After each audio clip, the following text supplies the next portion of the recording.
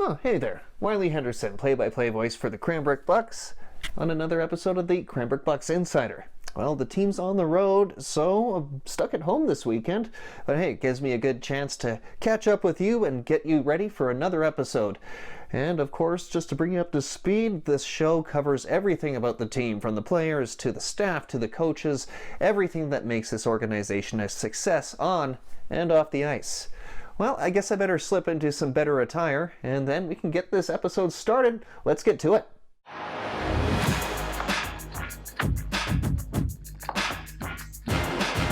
Our first guest on this episode of the Cranbrook Bucks Insider is General Manager and Head Coach Ryan Donald. Ryan has been with the team since its inception, and he has been through the thick and thin of the, of course, pod season all the way up to this season, where it looks like the team is poised to make a very good run in the playoffs. Of course, Ryan reached the 100 games coached plateau in his BCHL career this year, and he has been rewarded with a 6-year contract extension. Just goes to show the confidence this organization has in the men calling the shots behind the bench. Let's bring it down to Ryan Donald. All right, I am here with Cranbrook Bucks head coach, general manager Ryan Donald. Ryan, I know it's taken about half a season to get you on, but happy that we finally got some time and that you've taken the time. How's it going? How have the holidays been for you? It's been good. It was good to kind of refresh a little bit, reconnect. Bit of travel, but I've been saying to a few people, it's full speed now. You know, you get to that 26th, 27th, and it's getting guys back into town. You're trying to, scramble through some travel headaches and some things with flights and what we've been dealing with this year. But we're back up and running and excited to get going. And bookending the year with a home and home against the Trail Smoke Eaters, starting to seem like a bit of a tradition here. Obviously, that ended the same way last year. Just a little bit about, coming back against the rivals. Obviously, they're hot and you're hot. Yeah, it's I think kind of with getting everybody back into town, you're kind of avoiding that extra day of travel, and helpful to kind of either end off or start that Christmas holiday break with somebody that's a little bit closer, and that home and home gives you a unique feel too. But yeah, they've been playing really well. I think they're a very different team than we saw. It was September, October. Very different in terms of what a little bit more maturity, and their players have grown and gotten a little bit better, and just like everybody. So excited to kind of see where we're at coming out of the break as well as them. And looking back, obviously, the last couple games here of 2022, it's been a pretty monumental year for the organization. Obviously, some great building blocks established through the pod season in 2021. It seemed like 2022, everything started to come together a little bit. Obviously, that really great play, that night of playoff action, that game 6 where the restrictions were finally gone. And it seems that's carried into the season. You're sitting second in the interior. 2022 in a whirlwind for you. Yeah, I think that's a good word for it, in all, and you touched on kind of the growth that we've had, as a team, as an organization, from that first year where you're playing, you're not playing, you're dealing with, players not knowing what their futures are like and what that season could look like for them, and ultimately getting to play those 20 games. And, really learned a lot in that. And that, we talked a lot about that last year with our group and kind of laying the foundation for what we wanted to become here as an organization. And been happy with our group now. You're seeing the benefits of some of those growing pains from a lot of young players at that time that were 16, 17, 18 years old. There are now 18, 19, 20-year-olds. So it's great to see, and certainly a testament to what these young men and kind of their perseverance and what they went through over the past 2-3 seasons of hockey, and to kind of being able to not only individually performing well, but also us as a team be beginning to kind of find our stride and find what makes us successful. And just looking back on the year too, I know there's a lot to draw from, but is there anything that kind of sticks out, any highlights for you personally that you've really taken away from the last 12 months? You hit on kind of the playoffs. I think that was fun. It was a cool environment to finally see us coming out from that cloud of COVID and the restrictions, and finally getting to see what night of playoff action in Cranbrook can feel like. And I think it left a lot of our guys, that returning guys, with that little bit of excitement and that understanding of what's at the end of this tunnel here. That is our 54 game regular season, and the highs and lows and the challenges you face, whether that's sickness, injury, fatigue, all of the things in between, and to you do all that for a reason so that you can set yourself up, whether that's home ice, whatever that matchup looks like for that first round, and those things all matter, because as we look back at it last year, missing out on that home ice advantage by, a handful of points. You kind of look back at those games in, September, October, November that you could have had, or you could have, would have, should have. And those are all, important points when they add them all up at the end of the year. And obviously some personal accomplishments for you. We glossed over a little bit, just hitting the 100-game barrier. Again, it's something that just shows that the longevity is starting to pile up a little bit, even though the organization's still in its kind of toddler days. And of course, landing that 6-year contract extension to kind of an indictment from ownership of the job you've been doing, and obviously offering some stability for you too. I guess with those kind of milestones and that contract, that longevity coming up in mind, does that put you kind of at ease knowing that you'll have time to really put your footprint on this organization more than you already have? I to an extent, but I think at the same time, it's been one of the reasons that we've really enjoyed it here as a family and professionally and lifestyle wise and everything. It's been great for our family from day one. So that's always been something that's been part of what we've been doing here, whether it's ownership, whether it's coaching, whether it's the roster that we're building, the culture, the things that we're trying to build. I think we've been building from a really healthy place from day one, and excited to continue with that. Obviously, that's a big part of this, and ultimately, enjoying the day to day, enjoying the opportunity to bring young men into our program and grow and develop them as both hockey players, as people, and help them, pursue their goals in their careers. So, you hit the 100 games kind of snuck up on everybody, whether it was me, whether it's, a couple of our guys that are all, it's starting to creep up on us here. So as soon as it came up, I got to start going through some lists here, but it's amazing to think that we have a handful of guys knocking on that door already. One of those guys is Reese Bentham, who will be moving on to Yale. A lot of other Yale commits on this roster, and we're starting to see really a slew of players starting to announce their post-junior intentions and their commitments. And I guess, knowing that this is kind of a league that aims for that commitment, how does that feel for you as a coach? I love it. It's awesome for these kids. I think there's kind of a mixture of players that have commitments coming into our league, and then the rewarding ones, in a different way, are those guys, the Cam Kungals, the Reese Benthams, the guys that come into your program and you advertise it, you sell it, you're trying to recruit these players on their opportunities and how we can help them grow and move on in their career, and then to see that hard work pay off. In today's world, these guys are seeing, their peers and everybody else kind of going through that process as well. And it's inevitable, bit of human nature to kind of look and wonder why it's not happening for them. So when you're starting to see guys make those decisions, make those commitments, it's certainly exciting to share in that in some small way, and continue that process of growth and development and help them on their careers for that next step. Obviously, too, one of the bigger stories coming out of last year, the first Buck to get picked in the draft, Tyson Dick. Just your experience with him, and do you still keep in touch with him, now that he's off abroad learning?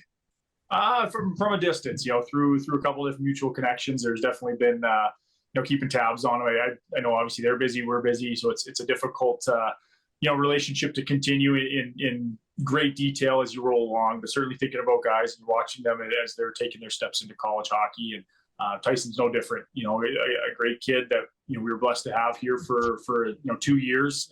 It kind of flew by on us, but, what always stood out was his hockey IQ, his hockey sense, his kind of, the way he, would eat, sleep, and breathe hockey when he was around the rink, and just the minutia of what would be a successful player and what was going to make him great. And, obviously the competitive nature, the way that he wanted to win, didn't always manifest itself in physical play and things that you necessarily think of, but just how driven he was to be at his best every single time he got on the ice was great. So certainly a cool, feather in his cap and ours as an organization.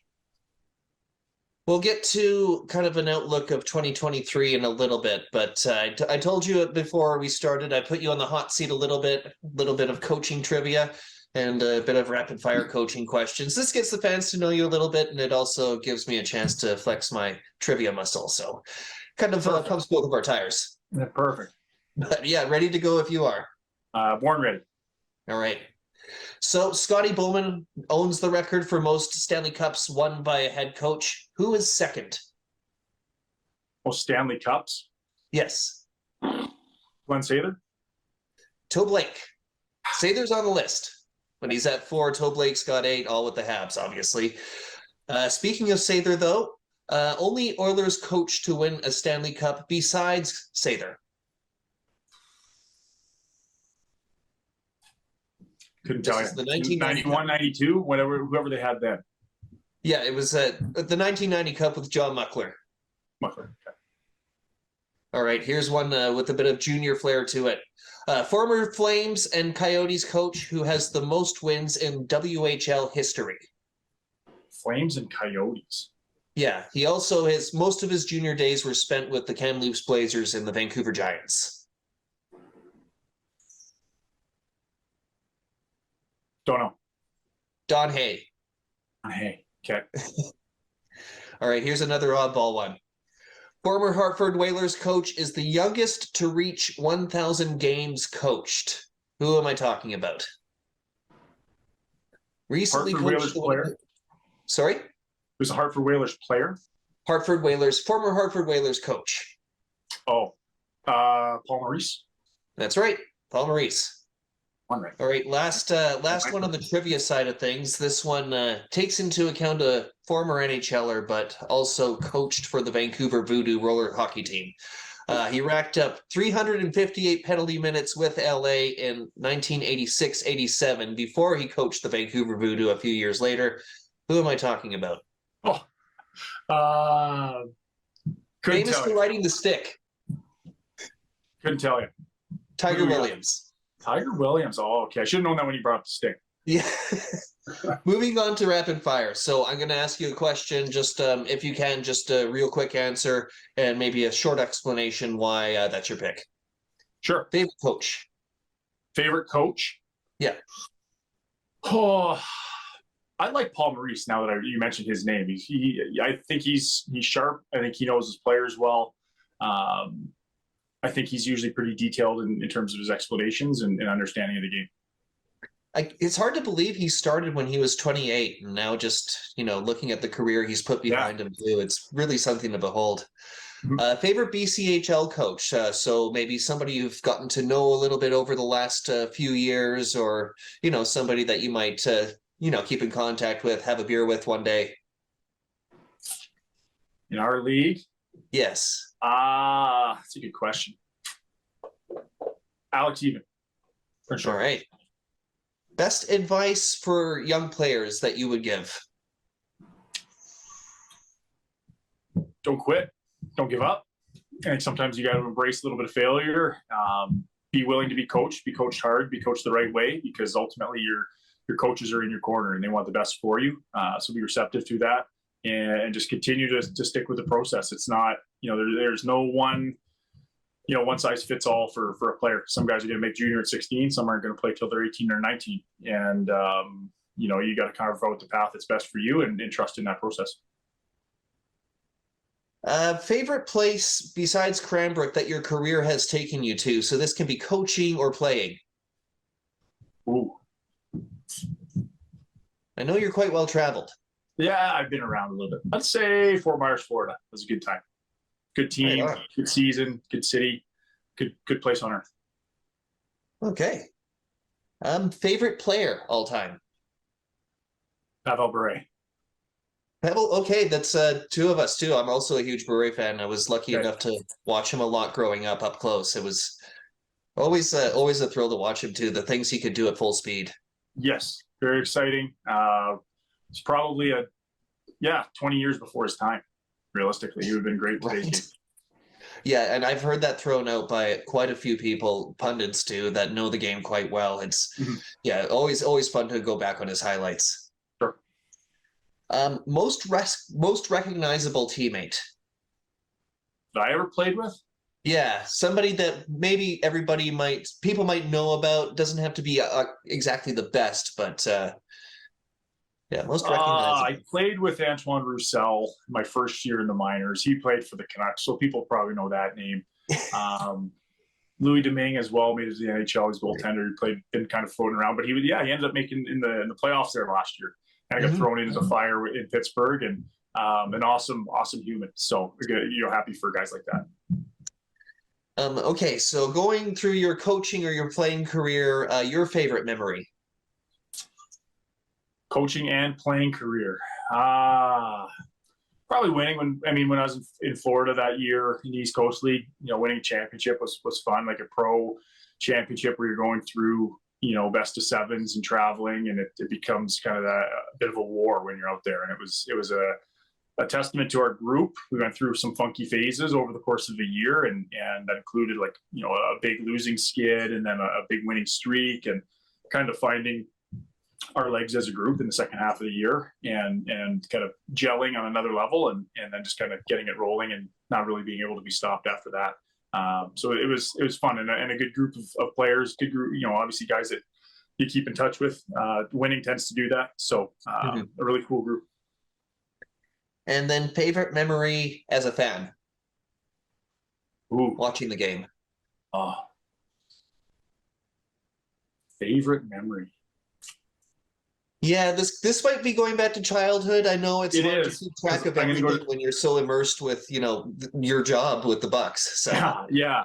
Oilers playoff run 06 was nice, but I liked Bure with the Canucks in their run. Was it 96? 94. 94. Rangers won it, but they beat Calgary, and there was a couple nice breakaway goals. Game 7 was my 10th birthday.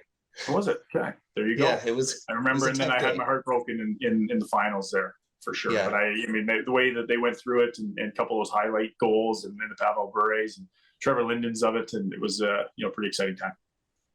It's funny. I actually look back on that 2-month run kind of as my most fondest childhood, period ever. Like my time in my childhood, it really bonded me and my dad together. So it's cool to see that somebody else, in the organization takes as much good memories from that 94 run as I did. And I was able to get to one game in every series there. I was there for game 6 against the Rangers. Could have ended a little bit better. Could have made my birthday a little bit better. Exactly. But, yeah, it happens. No question. Yeah. All right. Well, no, thank you for taking the time there on that. Obviously, a lot to go over, with a lifetime of hockey behind you and still a lot ahead of you, too. Going back to the Bucks, 2023, a lot of big things on the horizon. It looks like a team poised to make a good run in the playoffs this season. Just, I guess, your outlook on the Cranbrook Bucks over the next few months here. Yeah, I think, we got a unique group, and, it's been an interesting first half for us. I felt like, when you kind of look back and take stock of it, where we're at in terms of record and wins is great. But I think there's still more there. I don't think anybody's really satisfied, and understanding that when we're playing our best, we can play with anybody in our league. So that's got to be our standard, our expectation every day. And that's in practices, that's in games every time we touch the ice. So I kind of alluded to it earlier, kind of you're seeing that growth and reaping the fruits of some of those younger players, whether it's the Nathan Aries, the Reese Benthams, the Jared Smiths, the guys that have been around for 2-3 years and understand our culture, what's going to make us effective. And, something we hadn't really learned through, and it was kind of adding the volume of new players that we did this year. I think we went from year 1 to year 2 with a lot of familiar faces that, we wanted to stick with and continue forward with coming out of that pod season. And this year we've had a bit more turnover heading into the year. So you're trying to get everybody on the same page, get everybody in the boat, as they say, into the boat, into the right seats and rowing at the right time. And that takes a little bit of time, and it's not going to happen just because you hand out, paperwork and documents and systems. It takes a little bit of time and experience with everybody. So starting to get there, I think, in the last month or so, and hopefully we can kind of continue growing that into the new year. There's an old adage out there that good teams need to kind of learn the lesson of losses before the winning comes. Do you do you find proof to that pudding, or is it more circumstantial? I definitely believe that. I do. I really believe that, and ultimately, I think it kind of goes with the flip side of that is that winning can mask a lot of things. Winning can hide a lot of things.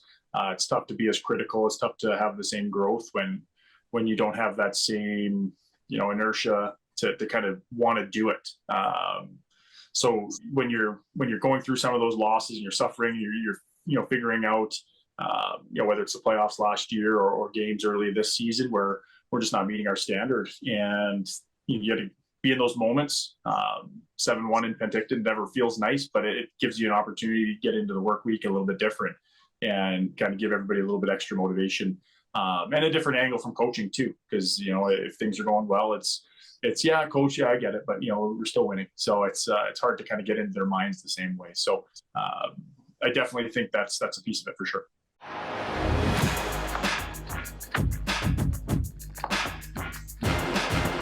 Here with Cranbrook Bucks veteran Noah Quinn. He's one of the day ones. It's good to have you on the show, Noah. It's been too long. I'm sorry it took this long in the season to get you on here.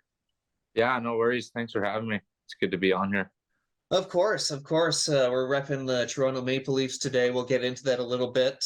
Maybe a little homage to the Nelson Leafs, formerly the Nelson Maple Leafs back in the day. I know you spent a bit of time there on your way to the Bucks. But staying with the Bucks for now, just obviously it's been a pretty good season so far. Just looking back, you, as I mentioned, were there for the pod, obviously derailed by an injury that season. But just from there to now, just how's the experience been? Yeah, I mean, first and foremost, it's been awesome. I think it's been a bit of a roller coaster when you look back at the pod and just practicing and honestly practicing probably every day for about 2 to 3 months, and then finally getting some games, and then unfortunately getting injured, and that was a tough pill to swallow. But then getting better, and then going into the summer, getting healthy for last year, which was also a good year. And last year was a lot of fun. We did well as a team, and unfortunately we came up short in playoffs against Prince George there. But yeah, and then I look at this year, we've had a pretty good start as a team, and it's been awesome so far. Every year in Cranbrook's been great. I love it here. I have a great billet family, and yeah, everything's been good so far. And being on the leadership group, obviously with your veteran status, just how's that been? Obviously the A on the jersey is always nice, but just, knowing that you're being leaned upon by coaching staff and by the team to kind of, be that voice that kind of guides the team in the right way.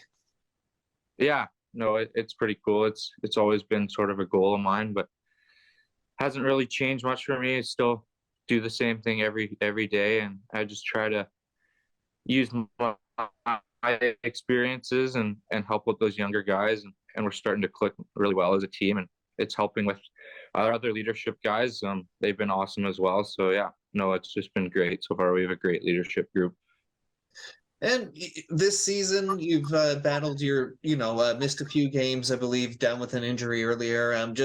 How are you feeling now as we get into the holiday break? Are you kind of getting back to 100%? Obviously, you made a pretty immediate impact upon your return to the lineup.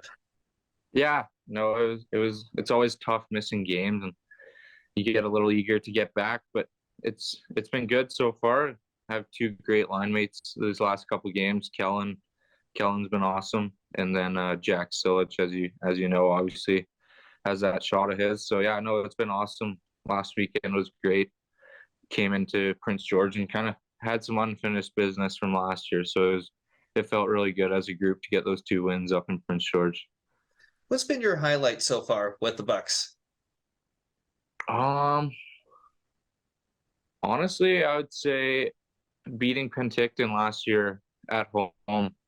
That Right. was always sort of a goal of ours, and we struggled against them that first year in the pod. They had a pretty good team, and then going into last year, it was always sort of a goal of ours to beat Penticton, and then once we finally achieved that at home, that was pretty special. And then yeah, I'd say even last weekend was a pretty big one. Mm-hmm. Going into Prince George. it's a tough rink to play in, and Prince George plays really well in it. So we managed that well, and we came into their rink and took 4 points, which was pretty sweet. You mentioned earlier there your line mate, obviously Jack Silich, real big addition there this year, but Kellen Yarderson, a guy that you've obviously gotten to know quite well over the years. Just tell me the chemistry between you guys. It seems pretty automatic when you two are clicking out there. Yeah, Jack just has that shot. It's pretty automatic, as you say, and he works so hard and has so much skill and talent. His talent's just through the roof. And then Kellen, I've known for a while now. He's probably one of the hardest working guys on the team. He'll do anything for his line mates, and I think just between us three, we've really found our stride, and we're starting to click, which is really good to see. So we've talked before about your Kootenay lineage, growing up in Nelson, making the trip out to Cranbrook to join the Bucks after a quick stint with the Nelson Leafs. Just tell us about life in Nelson, growing up, obviously quite the hockey mad community, beautiful city too. I think I don't know if this still holds up, but I think most restaurants per capita of any city in Canada. So a lot going on there, but just tell me about life in Nelson. Yeah, no, it's awesome. It's treated me pretty well so far. It's where I grew up. It's kind of where I started playing hockey and learned to love the game. And just that small town, it's a lot of fun. There's not much to do, so you find things to do. So that's pretty cool. And then seeing like other guys be successful coming out of small towns, that's also cool to see. I have one buddy on Prince George, another buddy on Trail, and then, as you guys know, Bryce Sucro. Mm-hmm. He's also from Nelson, so it's cool to see another Nelson body in Cranbrook. So yeah, no, Nelson's been awesome. Even the Leafs, they gave me an opportunity to play when I was 15, and that was sort of my first taste of junior hockey, so that was pretty cool to see. Yeah, and I as I mentioned too, one of the hot spots for eating in the Kootenays. Now, if you had to recommend a spot, if you were bringing your boys out for a day in Nelson, where do you go? That's tough. There's a lot of good spots, but yeah, the Outer Clove, one of my favorites there. Yeah. I know just off Baker, there's that taco place, El Cantina. That's one of my go-tos. Yeah, no, I'd have to go with Jackson's Hole. I'm not sure if you've been there, but it's a good one for sure. They got some good pub food. So yeah, no, it's really good. Yeah, no, I started my broadcast career in Nelson. I actually lived there for 3 years and worked with the Leafs for quite a bit too. So I'm not sure if our paths did cross. I think I had moved to Cranbrook when you had just gotten the call up to the Nelson Leafs. But yeah, just you've obviously had your share of, nights in that arena, watching the Leafs. Just tell us a little bit about that. I always found it was kind of, straight out of Slapshot. Yeah. Yeah, no, I always grew up watching since I can remember. I'd always wear my minor hockey jersey to the rink. And for a little bit there, I was actually the water boy for the Leafs. So that was pretty cool and got me down in the dressing room and stuff like that. And then probably one of the highlights in that rink is Bantam. Second year, we hosted provincials, and we went to the finals. Unfortunately, lost, but there was probably 1,500 fans in there for a Bantam game, and it was pretty cool to see. That was probably one of the coolest moments in that rink. There's no McQuinn, Cranbrook Bucks.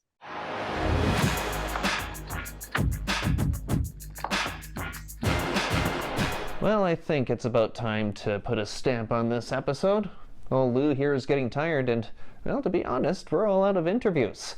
But, of course, I'll be stockpiling plenty more as the season goes on, and we'll have another episode of the Cranbrook Bucks Insider for you in no time. Until then, thanks for watching.